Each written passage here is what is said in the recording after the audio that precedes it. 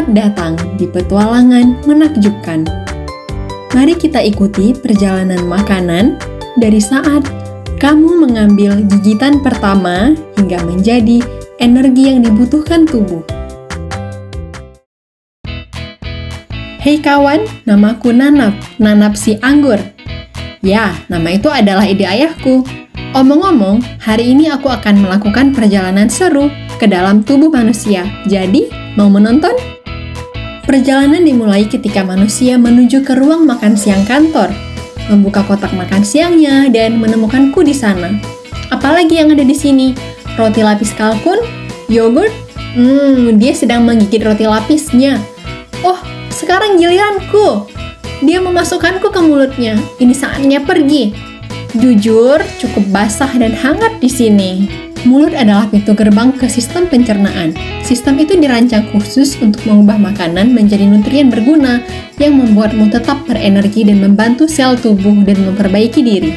Jadi, setelah mengambil gigitan pertama dari apa yang kamu makan, kamu menghidupkan mesin pencernaan.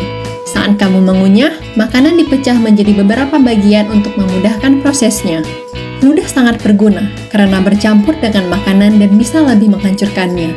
Dengan begitu, perutmu tidak perlu mencerna seluruh bongkah makanan. Omong-omong, ini fakta seru.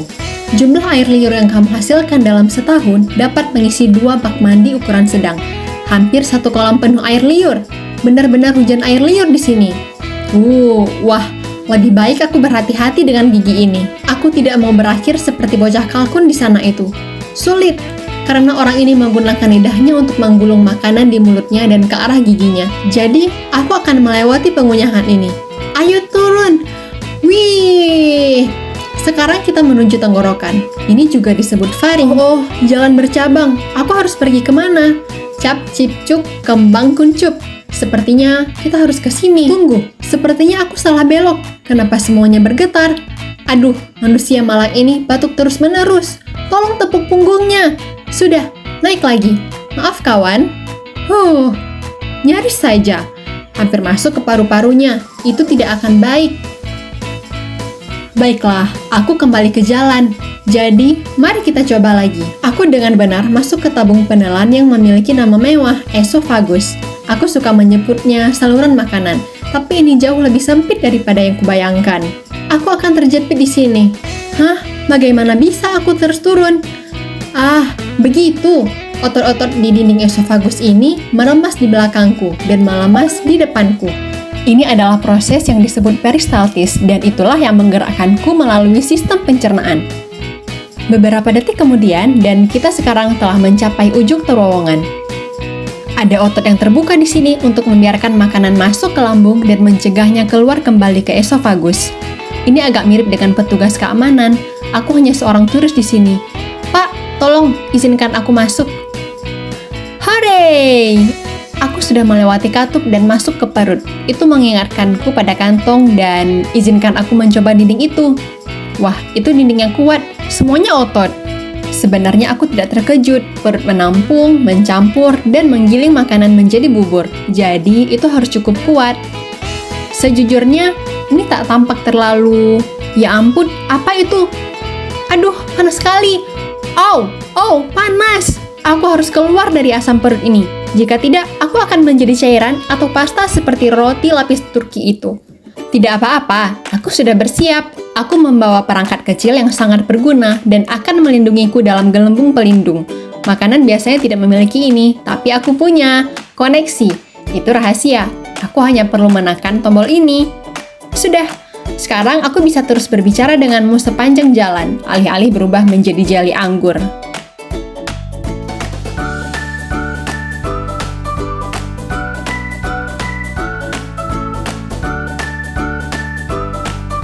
Organ berliku yang panjang melingkar ini terdiri dari 3 bagian.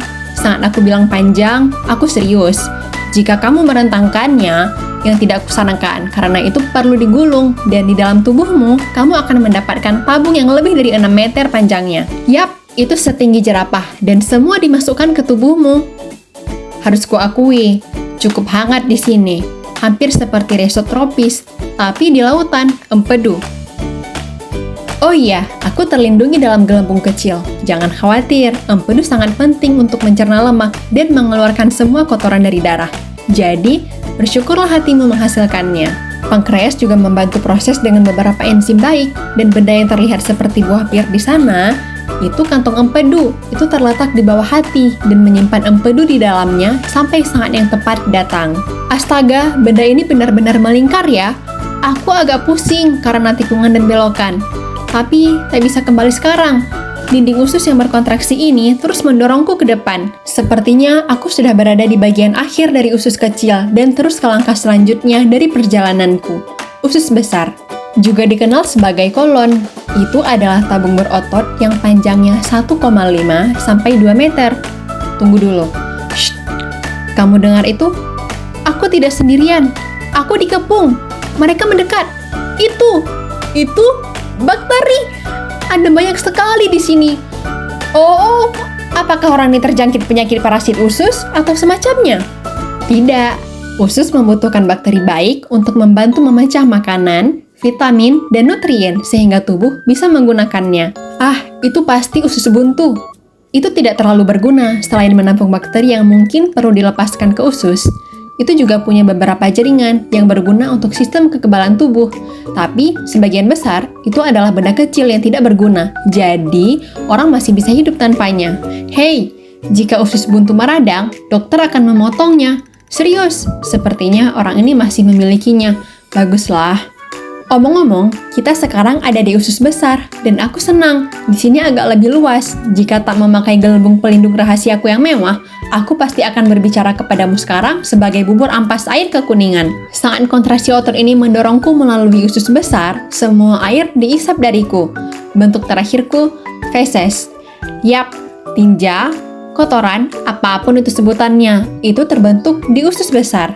Masih banyak bakteri di mana-mana. Mereka benar-benar bekerja keras ya. Tak boleh terlalu sedikit atau terlalu banyak. Jika tidak, kamu akan mengalami masalah pencernaan seperti intoleransi makanan. Mereka juga memainkan peran besar dalam kekebalan tubuh. Dan itu sebabnya kamu punya triliunan bakteri di tubuhmu. Terus bekerja dengan baik, teman-teman.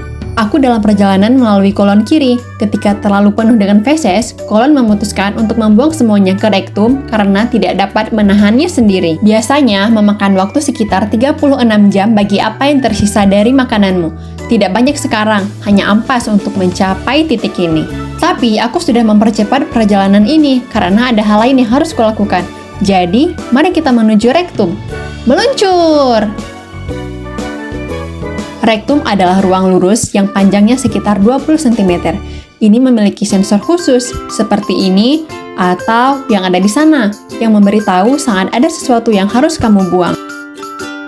Mereka mengirim sinyal kepada otak saat feses atau gas ingin keluar. Itu saat kita berpikir, oh, harus ke kamar mandi. Jika saatnya tepat, yaitu kamu menemukan toilet dan spring terlemas, tara, feses keluar. Sampai jumpa pizza dari sarapan kemarin. Apa? Di sini tidak ada yang makan pizza dingin untuk sarapan.